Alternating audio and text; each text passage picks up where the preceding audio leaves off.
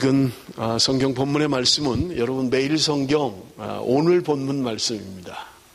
그래서 야곱에 대한 말씀을 함께 은혜를 나누기를 원합니다.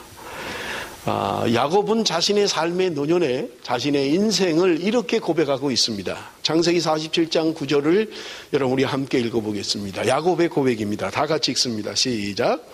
야곱이 바로에게 아르되 내 나그네 길의 세월이 130년이니이다. 내 나이가 얼마 못되니 우리 조상의 나그네 길의 연주에 미치지 못하나 험악한 세월을 보내었나이다 하고, 그는 야곱이 고백하기를 자신의 인생을 돌이켜보면서 130년의 인생을 살고 나서 그는 한마디로 자신의 인생을 험악한 세월을 보냈다, 그렇게 고백하고 있는 거예요. 험악한 세월을 보냈다는 거예요. 그는 자신의 노년의 고백처럼 험난한 삶을 살았습니다. 특별한 삶을 살았어요. 여러분, 야곱이라는 이름의 뜻이 붙잡는다, 빼앗는다 그런 말입니다. 그는 태어날 때부터 범상치 않았습니다. 평범하게 태어나지 못했어요. 여러분, 창세기 25장 23절에서 26절에 그의 탄생에 대한 비하인드가 기록되어져 있습니다. 여호와께서 그에게 이르시되 두 국민이 내 태중에 있구나. 두 민족이 내 복중에서부터 나누이리라. 이 족속이 저 족속보다 강하겠고 큰 자가 어린 자를 섬기리라 하셨더라. 그 해산기한이 찬즉 태에 쌍둥이가 있었는데 먼저 나온 자는 붉고 전신이 털옷 같아서 이름을 에서라 하였고, 후에 나온 아우는 손으로 에서의 발꿈치를 잡았으므로 그 이름을 야곱이라 하였으며, 리브가가 그들을 낳을 때 이삭이 60세였더라. 쌍둥이를 임신했다는 거예요. 쌍둥이를 낳았다는 말입니다. 그 에서와 야곱이에요. 그런데 여러분, 재밌는 것은요, 야곱이 에서가 먼저 태어나는 야곱의 발꿈치를 잡았다는 거예요. 엄마 뱃속에서 먼저 나가는 형의 발꿈치를 잡았다는 거예요. 평범하지 않잖아요. 그리고 그들의 인생에 대하여 하나님이 이미 예언을 했던 것입니다. 강한 자가 어린 자를 섬길 것이다. 강하고 큰 자가 어린 자를 섬기게 될 것이다. 그들의 앞으로의 삶에 하나님께서 이미 예언해 놓으셨던 것입니다. 동생의, 형의 발꿈치를 잡았다. 평범하지 않은 삶이에요. 그리고 그들의 운명은요, 그들의 이름처럼 그렇게 갈라지고 말았던 것입니다. 창세기 25장 27절, 28절에 보니까 여러분 지금 이삭의 집안에 문제가 생긴 것을 볼 수 있습니다. 그 아이들이 장성함에 에서는 익숙한 사냥꾼이었으므로 들 사람이 되고 야곱은 조용한 사람이었으므로 장막에 거주하니, 이삭은 에서가 사냥한 고기를 좋아하므로 그를 사랑하고 리브가는 야곱을 사랑하였더라. 여러분, 에서와 야곱이 태어났어요. 그런데 아버지는 형인 에서를 사랑했다, 그렇게 이야기합니다.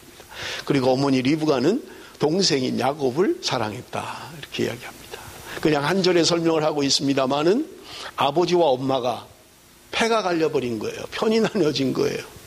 아버지는 사냥꾼, 사냥해오는 에서를 좋아했고, 어머니는 집안에서 조용조용히 살고 있는 야곱을 사랑했다고 이야기하고 있는 것입니다.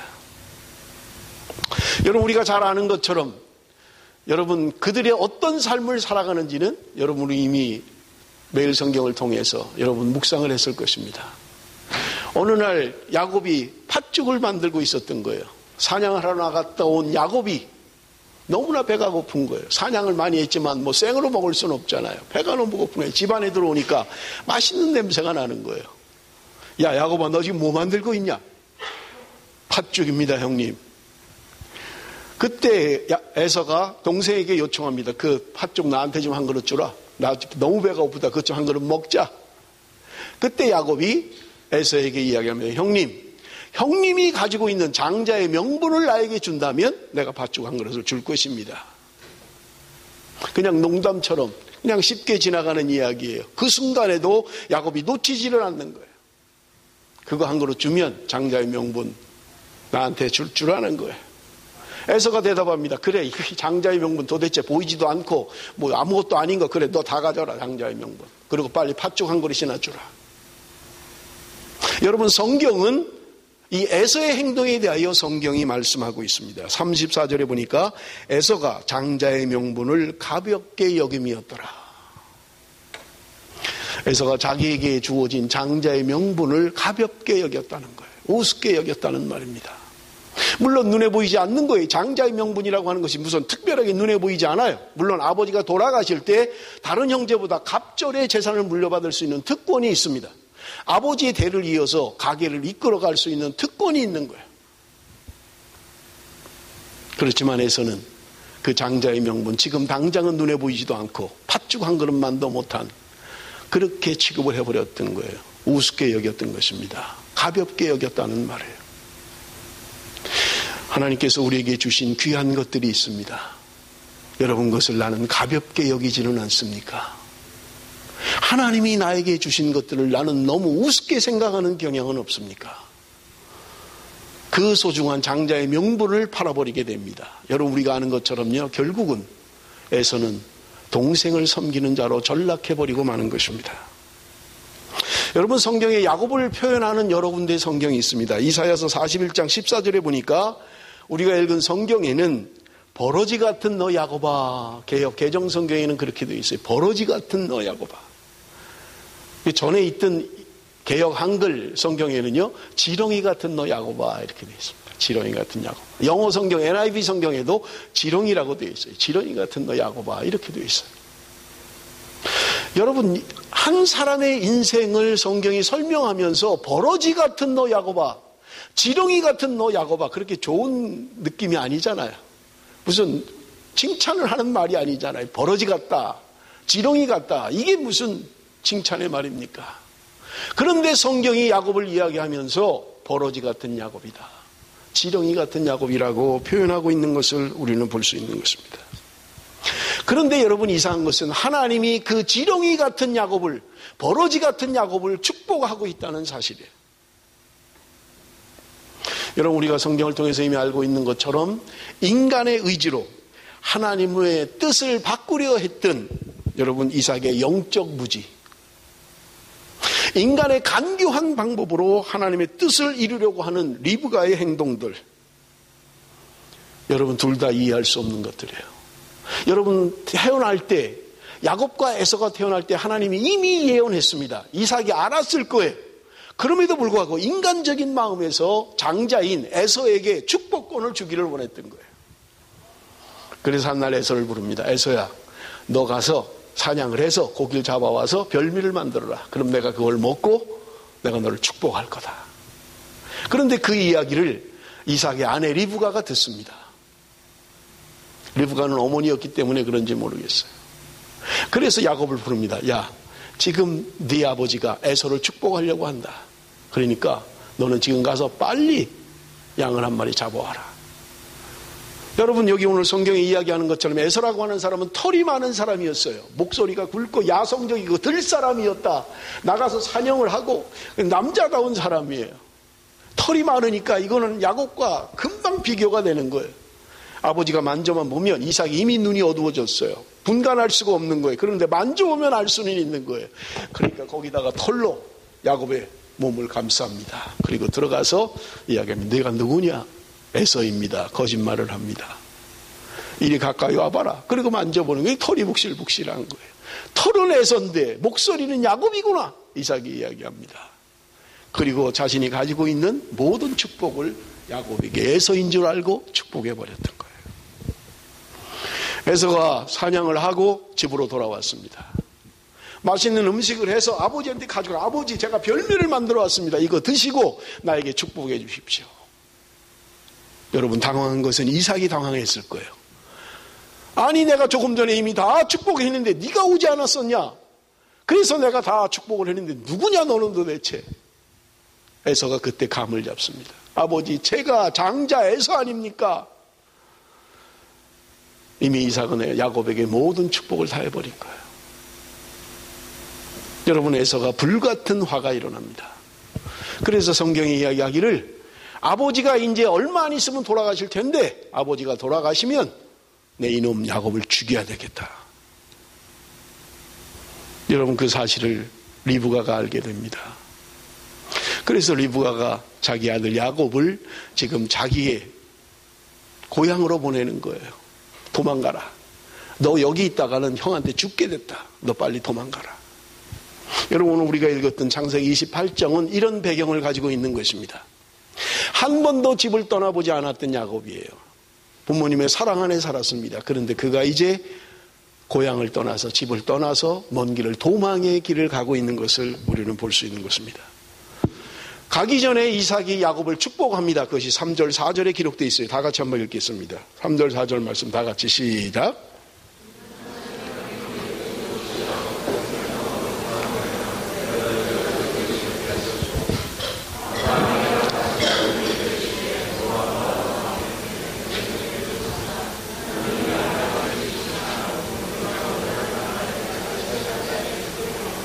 이삭이 지금 야곱에게 축복을 합니다.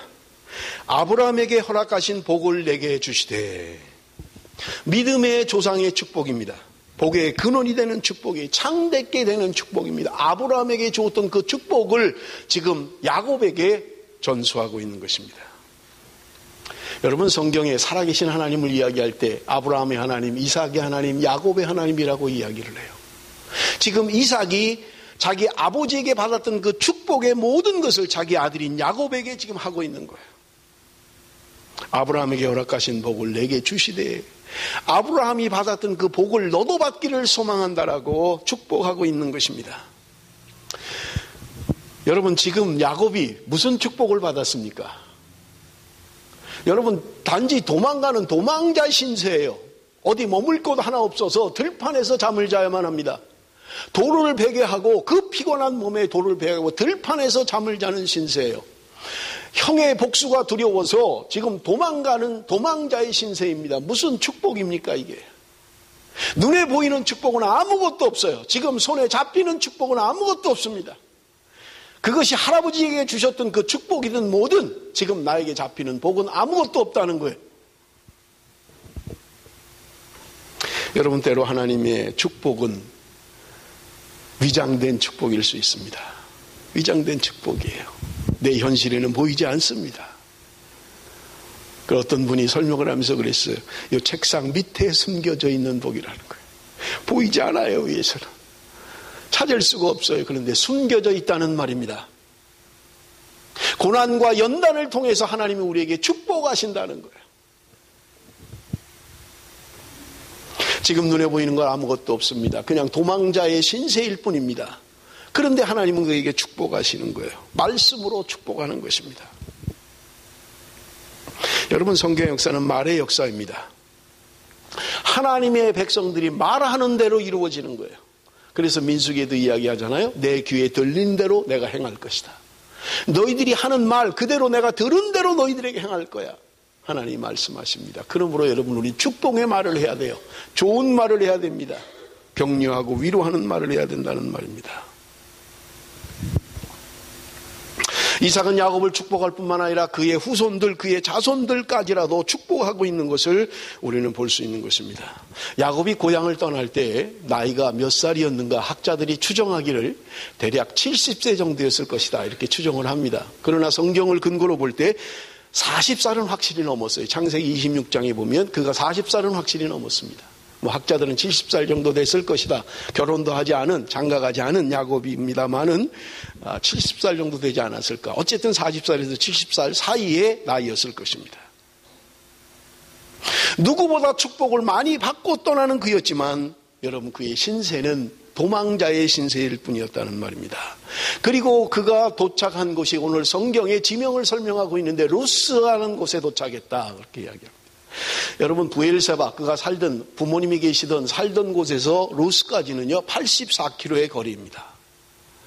가까운 거리가 아니잖아요. 지금이야 뭐 차를 타고 가면 그저 1시간이면 갈 수 있는 거리긴 합니다만은 그 당시에 걸어서 가는 거리로 환산을 하면 아주 오래 걸려야 갈 수 있는 거리입니다. 그것을 지금 도망자의 신세로 가고 있다는 말입니다. 그리고 피곤하게 들판에서 그냥 쓰러져서 잠을 자는 거예요. 돌을 베개 삼고 잠을 자고 있습니다. 얼마나 처량합니까? 야곱이 생각할 때 내가 어떻게 하다 이렇게 됐나? 내 신세가 도대체 이게 뭔가? 그랬을지도 모르겠어요. 그렇게 피곤하게 잠이 들어버리고 말았던 것입니다. 그런데 그때 하나님이 그를 찾아오셨던 것입니다. 꿈을 꾸게 됩니다. 이상한 꿈을 꾸는 거예요. 이해할 수 없는 꿈을 꿉니다. 하늘로 사닥다리가 끝이 연결되어 있고 거기에 하늘의 사자들이 천사들이 오르락내리락 하면서 하는 걸 보여줍니다. 그리고 그 위에 하나님이 계신 것을 보았던 것입니다. 눈을 떠보니까 꿈이에요. 그런데 여러분, 그 꿈을 꾸고 나서 야곱의 고백이 16절에 기록되어 있습니다. 여러분 한번 다 같이 읽어봅니다. 16절 말씀 다 같이 시작. 야곱이 잠이 깨어 가로되 여호와께서 과연 여기 계시거늘 내가 알지 못하였도다. 야곱의 고백입니다. 꿈을 꾸고 나서 그가 고백하는 것이 하나님이 여기 나와 함께 계시는데 내가 알지 못했다는 거예요. 여러분, 아브라함이 100세에 이삭을 낳았습니다. 그죠? 그리고 이삭이 야곱을 몇 살에 낳았습니까? 아까 성경에 읽었잖아요. 아까 성경이 몇 살에 낳았다고 그랬어요? 60세에 낳았다고 그랬잖아요. 그죠? 그리고 아브라함은 몇 세에 죽었습니까? 이제 헷갈리기 시작하죠? 아브라함이 몇 세에 죽었을까? 175세에 죽었어요. 자, 보세요. 100세 이삭을 낳고 이삭이 60세에 야곱을 낳았어요. 에서와 야곱을. 그리고 175세에 죽었습니다. 그러면 야곱은 몇 살 때 할아버지가 죽었어요? 아브라함이.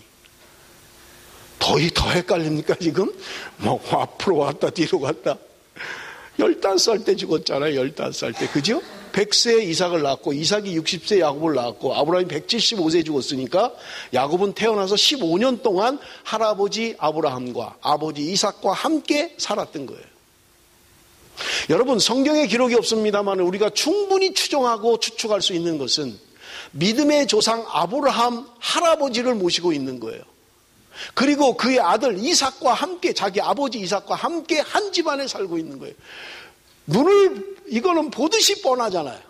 그 집안이 얼마나 경건한 가정이었고, 얼마나 하나님 중심의 가정이었고, 얼마나 말씀 중심의 가정이었고. 왜? 이 사람들은 다 하나님을 경험한 사람들이에요. 아브라함도 그렇고 이삭도 그렇고 다 하나님을 경험한 사람들이에요. 직접적으로 만난 사람들이라고요. 하나님의 음성을 직접 듣고 고향을 떠난 사람들이에요. 하나님이 어떻게 약속하셨고 어떻게 축복하셨는지를 삶 가운데 체험한 사람들이에요.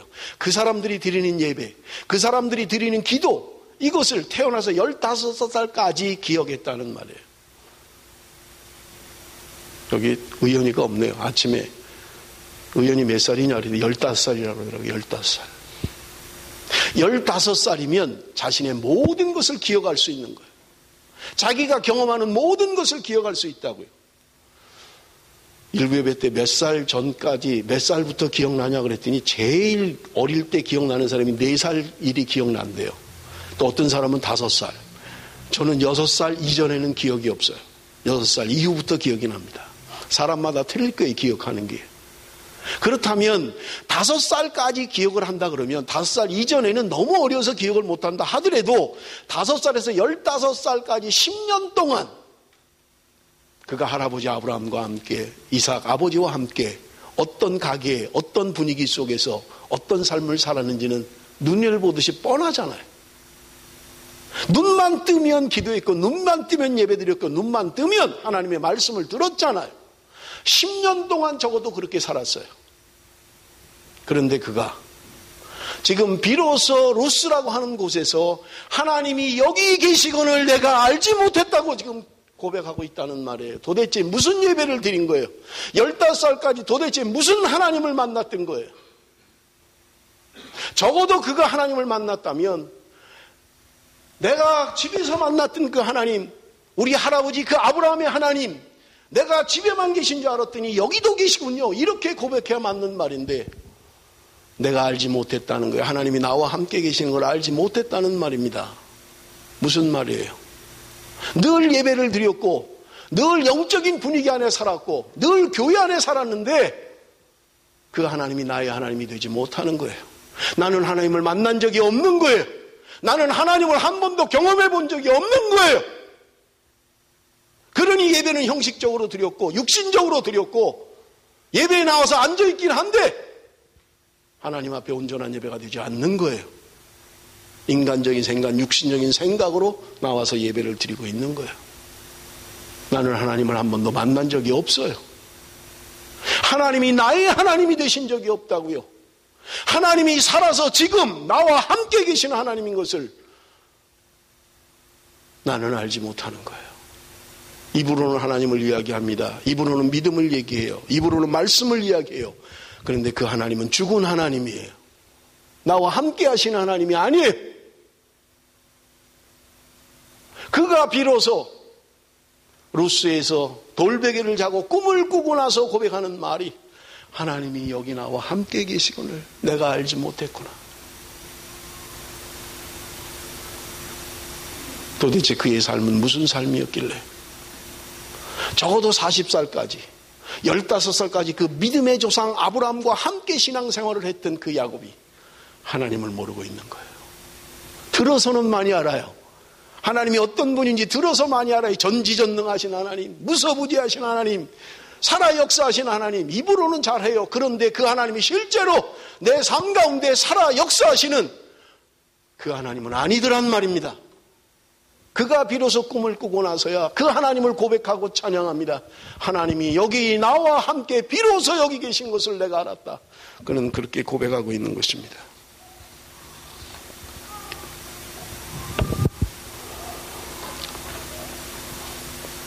사랑하는 성도 여러분, 야곱은 영적인 중요성을 알고는 있으면서도 영적인 삶을 살지 않았던 거예요. 하나님이 살아계신 것은 알기를 하면서도 하나님을 두려워하는 삶을 살지 않았던 거예요.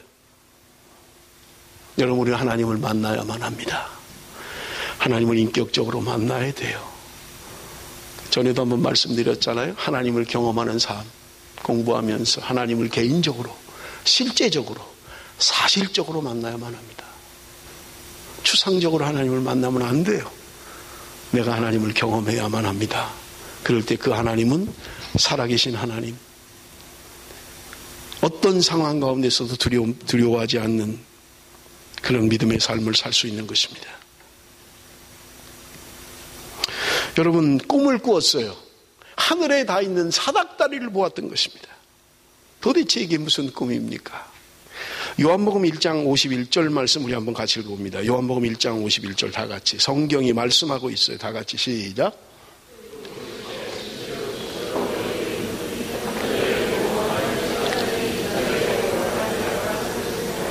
여러분, 예수님께서 말씀하신 거예요.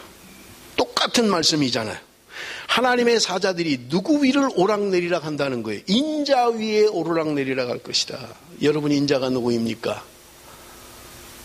인자는 저기 옆 동네의 김인자를 말하는 게 아니고요. 여기 인자는요, 예수 그리스도를 이야기하는 거예요. 예수 그리스도 위에 오르락내리락 하고 있다는 말입니다. 하늘과 땅을 연결하시는 분. 그분이 아니면 하나님께로 갈 수 없는 예수 그리스도. 생명의 길인 것입니다. 야곱은 주님을 보았던 것입니다. 그 사닥다리 위에 하나님을 보았던 거예요. 그 하나님이 야곱에게 약속합니다. 13절에서 15절. 또 본즉 여호와께서 그 위에 서서 가라사대 나는 여호와니 너의 조부 아브라함의 하나님이요 이삭의 하나님이라. 너 누운 땅을 내가 너와 내 자손에게 주리니 내 자손이 땅의 티끌같이 되어서 동서남북에 편만할지며 땅의 모든 족속이 너와 내 자손을 인하여 복을 얻으리라. 내가 너와 함께 있어 내가 어디로 가든지 너를 지키며 너를 이끌어 이 땅으로 돌아오게 할지라. 내가 내게 허락한 것을 다 이루기까지 너를 떠나지 아니하리라 하신지라. 여러분, 얼마나 두려웠겠어요. 야곱이 지금 혼자 밤에 그 들판에서 돌을 베개하고 자다가 꿈을 꾼 거예요. 그런데 그 하나님이 말씀하시는 거예요. 내가 너를 떠나지 않을 것이다. 너가 돌아올 때까지 내가 너와 함께 할 것이다. 하나님이 약속하고 있는 것입니다. 하나님의 임재하심을 깨닫지 못했던 야곱이었어요. 나와 함께 하신 하나님을 알지 못했던 야곱입니다. 그런데 그가 이 경험을 통해서, 이 환상과 이 꿈을 통해서 하나님은 나와 함께 계시는 하나님인 것을 깨달았던 거예요. 호세아서 12장 4절 5절에 이렇게 고백하고 있습니다. 하나님은 베델에서 저를 만나셨고 거기서 우리에게 말씀하셨나니. 하나님이 베델에서 야곱을 만나셨다는 거예요. 만날 기회가 얼마나 많았습니까? 그 믿음의 가문에서 태어났는데, 그 믿음의 조상 가문에서 태어났는데 어떻게 하나님을 만날 기회가 없었어요. 그런데 성경이 이야기하기를 비로소 이 베델에서 하나님이 그를 만나셨다 이렇게 이야기하는 거예요. 들었던 하나님이 늘 남에게 들었던 이야기 아니에요. 우리 아버지 하나님이고 우리 할아버지 하나님 그냥 들은 이야기예요. 그런데 비로소 내가 개인적으로, 사실적으로, 실제적으로 하나님을 만났다는 말입니다. 그리고 말씀하시는 하나님을 보았다고 기록하고 있는 것입니다. 그렇습니다. 사랑하는 성도 여러분, 하나님을 우리가 인격적으로, 개인적으로 만날 때 우리의 삶은 달라지는 거예요. 그냥 그렇게 예배할 수가 없어요. 그렇게 형식적으로 그렇게 나올 수가 없는 거예요. 마음과 온 마음을 다해서 전심으로 하나님을 찾게 되어 있는 것입니다. 여러분, 요한 웨슬리의 동생 찰스 웨슬리, 그가 공무원으로 일을 마치고 귀임을 하면서 배를 타고 이제 귀국을 하게 된 거예요. 그런데 그 배가 그 당시에 1700년대니까 그냥 풍랑에 막 요동을 치는 거예요. 배가 꼭 뒤집어질 것처럼 풍랑을 치는 거예요. 그러니까 사람들이 소리를 지릅니다. 옆으로 쏠 때 막 가고, 사람들이 사람 살리라 그러고 배가 완전히 아수라장이 된 거예요. 그런데 찰스 웨슬리가 보니까 그 배 바닥에 앉아있는 한 그룹의 사람들이 있는데, 모든 사람들이 살려달라고 하고 모든 사람들이 죽겠다고 난리를 치는데 그들이 예배를 드리고 있는 거예요. 그리고 시편을 암송하고 있는 거예요. 찰스 웨슬리가 풍랑이 잔잔해진 다음에 그 사람들에게 찾아가서 물었어요. 당신들은 무엇을 믿는 사람들입니까? 두렵지 않았습니까? 이렇게 파도가 치고 풍랑이 일어서 배가 곧 뒤집어질 것처럼, 이제 곧 죽을 것처럼 이런 상황 가운데서 당신들은 두렵지 않았습니까? 그때 그들이 대답합니다. 온 천지의 주제이신 하나님을 내가 믿는데 무엇이 두렵습니까? 찰스 웨슬리가 거기서 나도 하나님을 믿는데 저들이 믿는 하나님과 내가 믿는 하나님이 뭐가 다르기에 저들은 저 죽음의 고통에서도 두려워하지 않고 하나님을 찬양하고 예배하는 그 삶의 모습에서 충격을 받은 거예요. 무엇이 다른가? 내가 믿는 하나님과 저들이 믿는 하나님이 뭐가 다른가?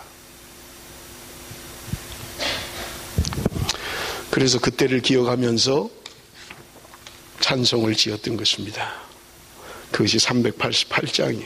우리 반주를 좀 한번 해주실 수 있으면 좋겠어요. 388장 여러분 한번 펴보세요. 찬송가 388장. 옛날 찬송을 가지고 있는 분은 441장입니다. 비바람이 칠 때와 물결 높이 일 때 사랑 많은 우리 주 나를 품어주소서.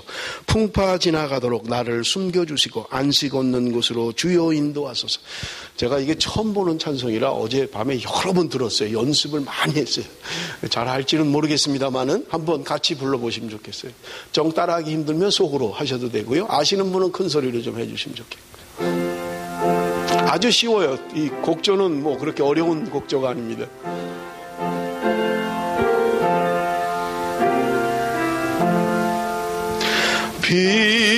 비바람이 칠 때와 물결 높이 일 때에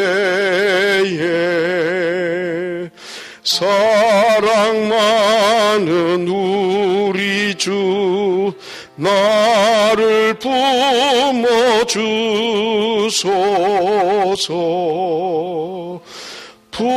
풍파 지나가도록 나를 숨겨주시고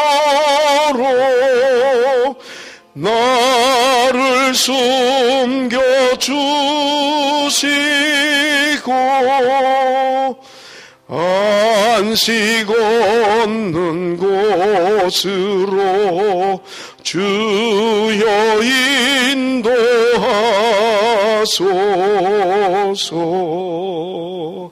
어렵지 않죠? 곡조가 아주 단조로워서 쉽게 따라할 수 있을 것입니다. 여러분 여기 작사자를 보면 C. 찰스 웨슬리라고 되어 있어요. 1740년에 작사한 찬송입니다. 비바람이 칠 때와 물결 높이 일 때 사랑 많은 우리 주 나를 품어주소서. 풍파 지나가도록 나를 숨겨주시고 안식 얻는 곳으로 주여 인도하소서.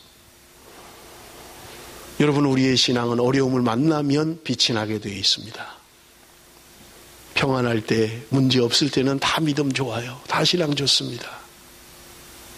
그러나 어려움을 만나고 고통을 당하고 환난을 만날 때 내가 믿는 그 하나님은 살아계신 하나님이고 나와 함께 계신 하나님이고 나를 지켜주시는 분이고 나를 인도하시는 분이라고 여러분 그렇게 고백하실 수 있겠습니까? 여러분 그렇다면 여러분 나는 제대로 신앙생활을 하고 있는 거예요. 어려움과 환난을 만났을 때 두려움에 사로잡히고 하나님은 온데간데 없고 믿음으로 반응하지 못한다면 내 신앙에는 문제가 있는 것입니다. 여러분 야곱이라고 하는 이 사람, 이 사건이 얼마나 중요한지 몰라요. 그런데 여러분 우리가 본문을 통해서 이해가 되지 않는 부분들이 있어요. 15절입니다. 내가 어디로 가든지 너를 지키며 너를 이끌어 이 땅으로 돌아오게 할지라. 하나님이 말씀하시는 거예요. 내가 어디로 가든지 너를 지키며 너를 이끌어 이 땅으로 돌아오게 할 것이다. 여러분 다 이해가 되시나요? 저는 읽으면서 아니 돌아올 거를 왜 가게 하셔? 아니 거기 가서 살게 하는 게 아니고 돌아오게 하신다면서요. 그럼 왜 가게 하냐고요. 그냥 거기 있는데 살게 하면 되지. 내가 어디로 가든지 내가 너와 함께 할 것이고 내가 반드시 이곳으로 돌아오게 할 것이다. 아니 그러면 그냥 여기 있는데 그냥 살면 되지. 뭐 할라 20년씩이나 왜 그곳에 보내서 그렇게 힘들게 살다가 돌아오게 하느냐는 말입니다. 여러분 이건 이래서 그렇습니다. 하나님의 자녀 된 것과 하나님의 자녀다운 삶이 다르기 때문에 그래요. 여러분 야곱이 하나님의 자녀가 된 것은 하나님의 주권적인 은혜로 된 것입니다. 그러나 하나님이 요구하는 삶을 살고 있지는 못한 거예요. 하나님의 은혜로 구원받고 하나님의 자녀가 되긴 했습니다마는 하나님이 목표로 하는 하나님이 원하는 그 삶은 지금 살고 있지 못한 거예요. 여러분 하나님이 요구하는 수준이 무엇입니까? 하나님은 오늘 우리에게 동일하게 요구하는 수준, 야곱에게 요구하셨지만 오늘 동일하게 우리에게 요구하는 수준이 있습니다. 그것은요 순종과 거룩한 삶입니다. 구별된 삶이에요. 내가 거룩하니 너희도 거룩해라 하나님 말씀하시는 거예요. 오늘 야곱에게 말씀하신 그 하나님 오늘 동일하게 저와 여러분에게도 말씀하시고 하나님은 그 수준을 절대로 낮추시지 않습니다. 이것 때문에 야곱이 험난한 세월을 살았던 거예요. 하나님이 요구하는 그 수준에 이르지 못했기 때문에 적어도 30년의 세월을 그는 힘든 삶을 살았던 거예요. 왜냐하면 하나님의 수준에 도달하기 위해서 하나님이 때로 험난한 삶을 살게 했던 것입니다. 여러분 게임에도 수준이 있잖아요. 제가 한글 그 컴퓨터를 처음 배워가지고 그 한글 자판 연습이 있더라고요. 그게 1단계, 2단계 이렇게 단계가 있어요. 그래서 처음에 할 때는요 아주 천천히 내려와요. 아버지 천천히. 그럼 그걸 보고 치는 거예요. 아버지. 1단계는 천천히 내려옵니다. 그게 이제 완성되면 2단계는요 조금 빠르게 내려옵니다. 그걸 또 쳐야 돼요. 2단계가 완성되면요 정말 빠르게 내려옵니다. 한 10단계쯤 하면 10단계가 있는지는 제가 잘 모르겠습니다. 문장이 막 나와요. 문장이 막 다다다다다 쳐야 돼요. 저는 그렇게 해보지는 못했어요. 3단계까지 하고 그만뒀습니다. 우리 집사람은 그거 하는데요. 밤새도록 하더라고요. 못하면 또다시. 여러분 게임에도 단계가 있어요. 게임에도요. 오늘 우리의 신앙에도 단계가 있다는 말입니다. 언제까지 초보 단계에 머물러 있겠습니까? 언제까지 1단계에 머물러 있겠어요? 하나님이 오늘 저와 여러분에게 요구하는 순종과 거룩한 구별된 삶을 살기를 원하시는 그 수준에 여러분 우리는 가야만 합니다. 많은 사람들이 광야에서 그저 그렇게 배회하고 살다가 가나안은 들어가 보지도 못하고 죽는 거예요. 하나님이 오늘 저와 여러분에게 요구하는 그 수준의 삶을 조금도 가보지 못하고 맨날 1단계에서 떨어졌다가 올라갔다 떨어졌다 올라갔다가 오늘 우리는 그런 삶을 살고 있는 것은 아니냐 하는 것입니다. 하나님이 주시는 연단은 월반이 없습니다. 반드시 통과해야 됩니다. 지난주에 말씀을 드렸죠. 하나님 우리를 시험하시는 거예요. 달아보시는 것입니다. 하나님의 저울에 달려서 부족함이 되면 안 된다는 거예요. 다시 해야 돼요. 그럼요. 다시 시작해야만 합니다. 하나님이 아브라함을 시험하신 것처럼 오늘 우리에게도 하나님이 시험을 치르시겠다는 거예요. 네가 정말 믿음으로 사느냐? 내가 정말 말씀으로 사느냐? 내가 정말 순종하는 삶을 살겠느냐? 내가 살아있는 하나님인 것을 내가 알겠느냐? 하나님이 시험하시겠다는 거예요. 그 시험은요, 위선으로 통과할 수가 없습니다. 가짜로 통과할 수 없어요. 아브라함이 통과했던 것처럼 자신의 아들을 죽여야만 되는 거예요. 여러분, 야곱은 철저히 자신의 인생을 자신이 살아간다고 생각했습니다. 야곱의 인생 배후에 있는 하나님을 깨닫지 못했던 것입니다. 여러분, 야곱은 그의 삶 가운데 하나님을 떠나서 살 때가 많이 있었어요. 그러나 여러분, 우리가 성경을 통해서 볼 때 야곱이 힘들고 지칠 때마다 하나님은 그에게 나타나셔서, 여러분 성경을 보면 8번 야곱에게 나타나셨습니다. 그리고 나타나실 때마다 동일한 말씀을 하셨는데, 나는 베델의 하나님이다, 그 얘기를 하셨어요. 야곱이 하나님을 처음으로 인격적으로 만났던 그 베델, 그 루스를 베델로 바꿨던, 하나님의 집이라고 바꿨던 그곳 하나님은 그것을 상기시켰던 거예요. 힘들고 어려울 때마다, 지치고 넘어질 때마다, 하나님이 살아계시지 않다고 생각할 때마다 하나님은 야곱에게 거듭 나타나셔서 나는 베델의 하나님이다, 네가 기억하고 있느냐? 내가 나를 만났을 때, 내가 나를 만나고 감격했던, 주를 만나서 감격했던 그걸 기억하고 있느냐? 나는 그 하나님이다 말씀하셨던 것입니다. 야곱은 꿈을 깨고 나서 하나님 앞에 예배를 드립니다. 이제까지 할아버지 아버지와 함께 드렸던 형식적인 예배가 아니에요. 눈을 비비고 예배 드려야 된다니까 어쩔 수 없이 일어나서 찬송 불렀던 그 예배가 아닙니다. 여러분, 그는 새롭게 예배를 드립니다. 자신이 하나님 앞에 제물로 드려지는 거룩한 예배를 드렸던 거예요. 신령과 진정의 감격의 예배를 드렸던 것입니다. 사랑하는 성도 여러분, 하나님의 임재를 경험하는 사람들마다 여러분 감격이 있는 것입니다. 하나님에 대한 두려움과 경외심이 있는 것입니다. 여러분, 야곱이 하나님 앞에 소원을 드립니다. 20절에서 22절이에요. 야곱이 소원하여 가로되 하나님이 나와 함께 계시사 내가 가는 이 길에서 나를 지키시고 먹을 양식과 입을 옷을 주사 나로 평안히 아비 집으로 돌아가게 하시오면 여호와께서 나의 하나님이 되실 것이요 내가 기둥으로 세운 이 돌이 하나님의 전이 될 것이요 하나님께서 내게 주신 모든 것에서 10분의 1을 내가 반드시 하나님께 드리겠나이다 하였더라. 하나님 앞에 예배하고 자신을 헌신하고 있는 것입니다. 말씀을 맺겠습니다. 야곱의 인생은 자신의 고백처럼 험악한 세월을 살아왔습니다. 그러나 그 세월은 하나님이 야곱을 만들어 가시는 세월이었던 것입니다. 여러분, 창세기 마지막에 야곱이 바로 앞에서 바로 왕을 축복할 때를 보십시오. 그는 영의 사람으로 바뀌었어요. 육신의 사람에서 영의 사람으로 바뀌었습니다. 성경이 지렁이 같은 너 야곱아, 버러지 같은 너 야곱아, 그렇게 지칭했던 그 야곱의 삶이었지만 그는 노년의 삶은 바뀌었습니다. 마지막 눈이 보이지 않아서 그의 손자들, 요셉의 손자들을 축복할 때 요셉이 아버지 오른손을 장자에게 얹어주십시오 하는데도 야곱이 손을 엇갈려서 축복했잖아요. 나도 안다 하더라. 그러면서 엇갈려서 축복했다고. 육의 눈은 멀었지만, 육의 눈은 볼 수 없었지만 그의 영은 열려 있었다는 말입니다. 하나님의 뜻이 무엇인지, 하나님이 뭘 원하는지 알았다는 말입니다. 사랑하는 성도 여러분, 처음부터 끝까지 다 좋으면 그것보다 좋은 거 없겠죠. 그러나 여러분, 처음보다는 나중이 좋아야만 합니다. 점점 갈수록 믿음이 좋아져야 돼요. 갈수록 신앙이 좋아져야 된다는 말입니다. 갈수록 안 좋아지는 신앙이 아니라 갈수록 조금씩 나아져야 돼요. 작년보다 올해가 나아야 되고요, 올해보다 내년이 나아야 되고요, 어제보다 오늘이, 오늘보다 내일이. 갈수록 점점 안 좋아지는 신앙, 그거 하나님 기뻐하시는 삶이 아니에요. 야곱은 그의 청춘의 삶은 지렁이 같은 야곱이었고 버러지 같은 야곱이었는지 모르지만 그의 노년은 하나님과 함께하는 축복의 사람이었습니다.